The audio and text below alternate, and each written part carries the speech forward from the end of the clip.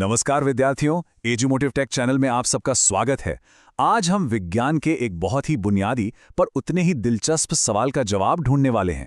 सवाल यह है कि जीव जंतु अपनी प्रजाति को आगे कैसे बढ़ाते हैं। जी हाँ, हम बात करने वाले हैं जंतुओं में जनन की। ये वो प्रक्रिया है जो इस धरती पर जीवन को पीढ़ी दर पीढ़ी चलाती आ रही है। तो चलिए इस अद्भुत जैविक सफर की शुरुआत करते हैं।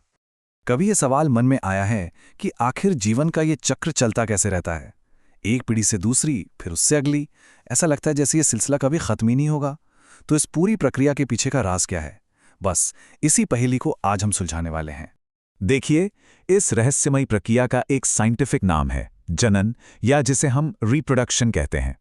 अगर आसान भाषा में समझें तो ये वो कुदरती तरीका है जिससे कोई भी जीव अपने जैसे नए जीव को जन्म देता है। ये सिर्फ एक प्रोसेस नहीं है, ये तो धरती पर हर प्रजाति के वजूद की गारंटी है। चाहे वो एक बड़ा सा हाथी हो, कोई छोटा सा कीड़ा हो, या फिर हम इंसान हो। अब जब हम जानवरों की दुनिया में झांक कर देखते हैं ना, तो पता चलता है कि कुदरत ने इस काम को करने के लिए दो बड़े रास्ते बनाए हैं। और कमाल की बात यह है कि ये दोनों ही तरीके एक दूसरे से काफी अलग हैं और अपने आप में बेहद दिलचस्प भी। तो ये दो विधियां हैं, लैंगिक जनन और अलैंगिक जनन। इन दोनों के बीच जो सबसे बड़ा और सबसे जरूरी अंतर है वो है जनकों की संख्या का, यानी पेरेंट्स का। लैंगिक जनन में एक नए जीव को बनाने के लिए दो साथियों की जरूरत होती है, एक नर और एक मादा। वहीं अलैंगिक जनन में एक अकेला जनक ही अपनी हूबहू कॉपी या कहें तो संतति पैदा कर सकता है। ये एक बहुत ही बेसिक फर्क है जो पूरी प्रक्रिया को ही बदल देता है। तो फिर आइए सबसे पहले लैंगिक जनन की इस जटिल और फैसिनेटिंग दुनिया में थोड़ा और गहरा उतरते हैं और देखते हैं कि ये आखिर काम कैसे करता है। लैंगिक जनन की पूरी कहानी एक बहुत ही खास पल से शुरू होती है।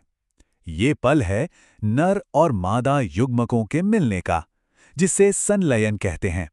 ये वो जादुई लम्हा है जब दो अलग अलग कोशिकाएं मिलकर एक बिल्कुल नए जीवन की सबसे पहली कोशिका बनाती हैं। इस प्रक्रिया के नर पक्ष को समझने के लिए हमें नर जनन तंत्र के कुछ मुख्य अंगों को जानना होगा। इनमें शामिल हैं एक जोड़ा वृषण, दो शुक्राणु नलिकाएं और एक शिश्न। ये सब मिलकर एक बहुत ही जरूरी काम करते हैं। इन अंगों में से वृषण का रोल सबसे खास है। इसे एक तरह की फैक्ट्री समझ सकते हैं जहां नर युग्मक बनते हैं, और इन नर युग्मकों को एक खास नाम से जाना जाता है, शुक्राणु। और यहां एक बहुत हैरान करने वाली बात है, वो है इनकी संख्या। वृषण एक बार में कुछ 100 या 1000 नहीं, बल्कि लाखों करोड़ों की तादाद में शुक्राणु पैदा करते हैं। सोचिए ये संख्या कितनी बड़ी है, और ये सब एक नए जीवन की संभावना के लिए होता है।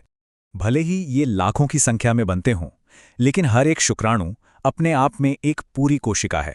इसे एक माइक्रोस्कोपिक तैराक भी कह सकते हैं, जिसे एक ही मिशन के लिए डिजाइन किया गया है। इस छोटी सी कोशिका की बनावट भी कमाल की है। इसके 3 मेन पार्ट्स हैं। सबसे आगे होता है सिर, जिसमें सारी जेनेटिक जानकारी का खजाना छिपा होता है। जो बीच का हिस्सा है वो एक पावर हाउस की तरह इसे तैरने के लिए एनर्जी देता है, और जो लंबी सी पूंछ है वो इसे अपनी मंजिल की ओर आगे बढ़ने में मदद करती है।